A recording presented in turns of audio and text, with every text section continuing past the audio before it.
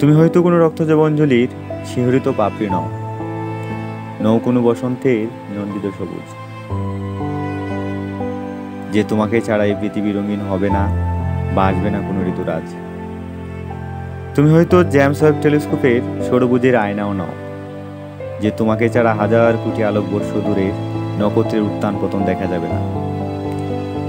হয়তো তুমি হুমারের লেখা ইলিয়াড ওডিসিও নও, যে হাজার হাজার বছর পর মানুষ তোমাকে খুঁজবে।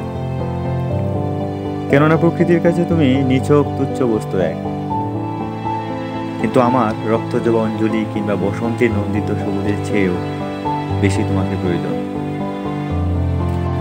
তুমি না এই মনের পৃথিবী না হয় রঙিন, না আসে কোনো ঋতুরাজ, না দেখা যায় নক্ষত্রের উত্থান পতনের খেলা।